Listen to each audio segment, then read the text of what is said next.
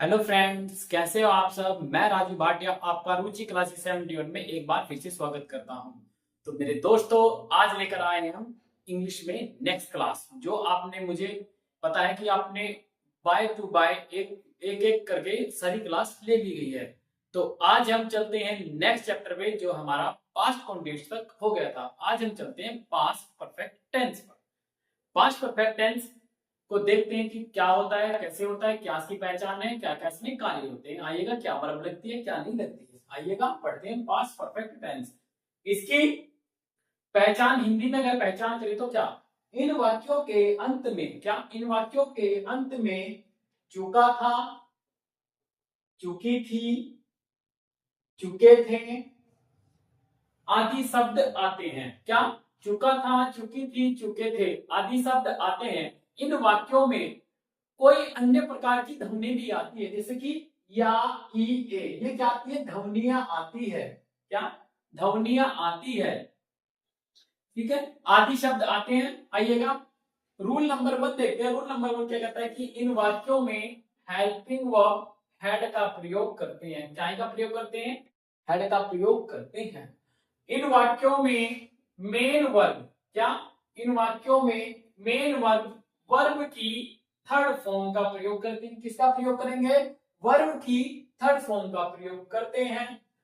और आगे हम देखते हैं कि यहां तक तो था, अगर जो वर्ब की थर्ड फॉर्म का प्रयोग करेंगे तो ये क्या आएगा, पास, और जहां भी हेड होगा वहां पर पास का ही प्रयोग होगा। आइएगा, इसका एक छोटा सा वो है नियम, देखते हैं क्या है कि इन इसके दो रूप होते हैं। कौन कौन से रूप होते हैं, जब केवल एक वाक्य हो। क्या, जब केवल एक वाक्य हो तो कैसा होगा कि मैं यह अखबार पहले ही सुन चुका था।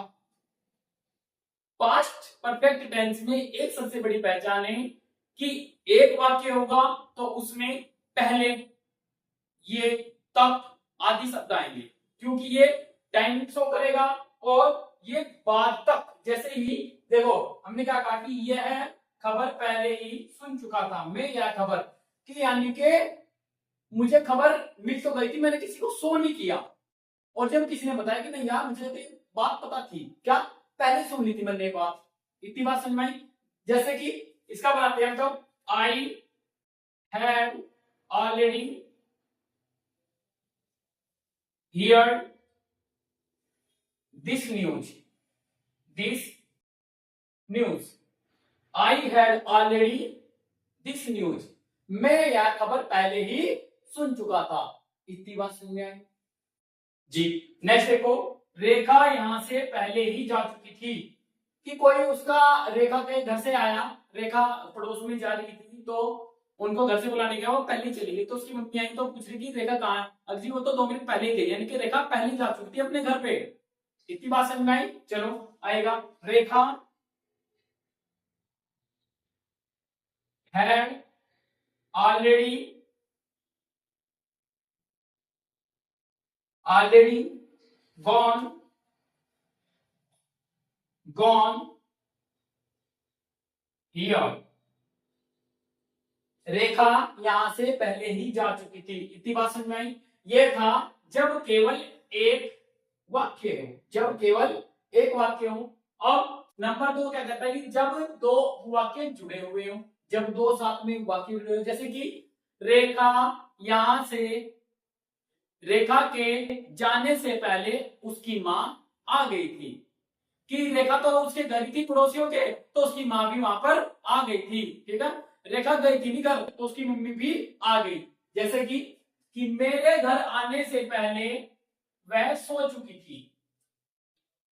मैं घर आया नहीं, मगर वो क्या, सो चुकी थी। तो he had select, he had select, वह सो चुकी थी कब, पहले, बिफोर, बिफोर, बिफोर कब, मेरे घर आने से पहले। I came, I came home, I came to home, I came to home, मेरे घर आने से पहले। इतनी बात समझ में आई जी। नेक्स्ट देखो, चपरासी के घंटी बजाने के बाद, क्या चपरासी के घंटी बजाने के बाद छात्र कक्षा में चले गए थे। क्या चपरासी ने पहले घंटी, पहले काम कौन सा कि पहले घंटी बजे और बाद में बच्चे चले गए, जैसे देर हुई थी। The peon, the peon, the peon rang the bell after, after, after the students had gone in the class, छात्र कक्षा में चले गए थे। इतनी बात सुनी। अब यहां पर आता है अफर्मेटिव सेंटेंस। क्या आता है? Affirmative sentence. अफर्मेटिव सेंटेंस में एक फॉर्मूला होता है कि हमारा subject plus had plus verb की थर्ड फॉर्म प्लस ऑब्जेक्ट। इतनी बात समझ में आएगी। अगर कोई फ्रीक्वेंसी वर्ड होगा वो हेड के बाद आएगा। इतनी बात समझ में आई। चलो, नरेश पहले ही खाना खा चुका था। क्या नरेश पहले ही खाना खा चुका था, तो Naresh, Naresh had, Naresh had already eaten the food. Naresh पहले ही खाना खा चुका था। नेक्स्ट है, रमेश पहले ही कपड़े धो चुका था। Ramesh had already washed the cloth. इतनी बात समझ में आई। तो मेरे बच्चों, ये हमारा पास्ट परफेक्ट टेंस था। मेरे बच्चों, ये टेंस बहुत ही, या ये चैप्टर बहुत ही बड़ा है। इसको हम 3 भागों में डिवाइड करके पढ़ेंगे।